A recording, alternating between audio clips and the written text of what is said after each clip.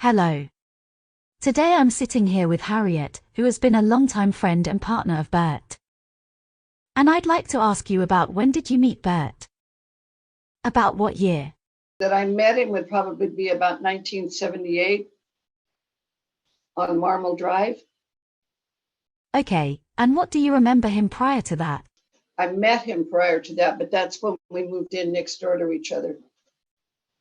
And what did you observe? What were your basic experience together, what his talents were that you observed in the beginning? Well, Burt was a good negotiator, always a good negotiator, wasn't afraid to ask for anything. He figured he could always take a no, but then he'd still work on that. And that was Burt's talent. Burt could do that. I couldn't do that. I can run them, but I could never negotiate them. Burt could negotiate them. We always looked to him. What were the next transactions after the Marmel Drive houses? Well, we moved to Westlake Village when we built houses out there, but I think in the interim, we had purchased a building. I think that's the Lanark building that we bought when we lived up on Marmel. The apartment building in the valley. Yes, I know. He told me it was 21,809 Lanark. And what was that transaction like? Was it productive? Well, we always made money on the buildings, but that was one we wanted to get rid of real fast because it had a lot of drug people in it originally. So we fixed it up. Burt sold it. Burt was able to, I think we only owned it for maybe 2 months or so. And then Burt negotiated and sold it. So about where was the majority of your business? About what year was that from? Interviewing where you said you would put some buildings together out of state in the mid-1980s. Right, probably 85, 86. We bought buildings from Concap. Concap was having problems with the stock market. So Michael and Burt got involved with them. We bought a few buildings from them, but Burt was always the negotiator. Burt was always the one that could come up with the right answers to give them to where we got really good deals and how we could handle them. Because at that time, the market was very bad, very hard. But Burt was managed to negotiate things with Concap and the banks in order for us to survive. So I understand, he says his negotiating skills also transcended into understanding creative financing in order to make the deal. Yeah, again, he wasn't afraid to ask. Burt could always ask and try to get us, of course, the best deals that we can. Plus, they were always things that I would never believe we were going to get, but Burt always managed to get them. So I understand from talking to Burt that he really liked negotiating, but he didn't like management. No, he didn't like management at all. In fact, he didn't even like owning the buildings. Once we bought them, Burt usually got bought out by somebody else because he just wanted his profit out of the buildings and go from there to another building.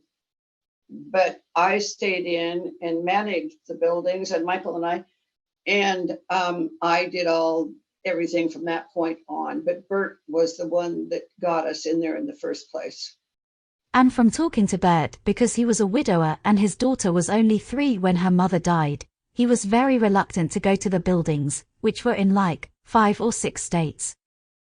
Because he just didn't want to take her out of school and he didn't want to get on an airplane without her.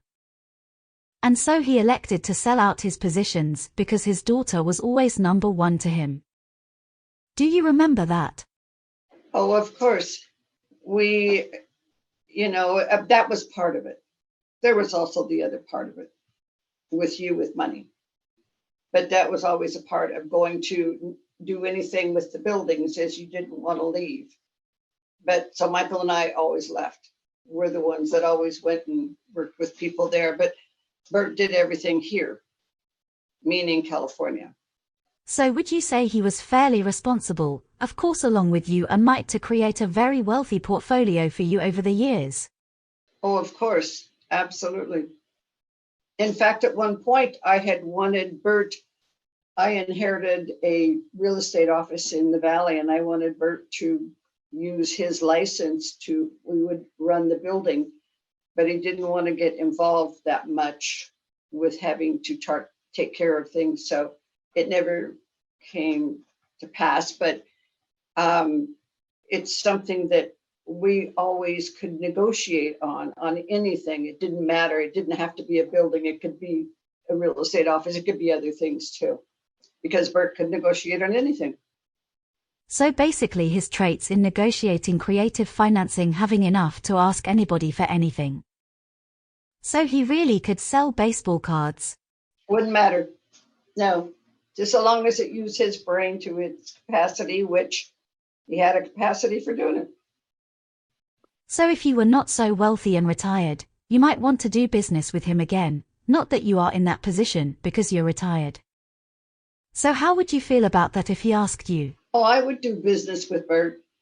I know now from over the years on how you have to handle the situations, but yes, I would do business with Burt, or I wouldn't have asked him to go into the real estate office with me. Okay, so you don't think he's lost his mojo smoke, so to speak, after ever? Never, never. Once it's in your brain, his mother was the same way.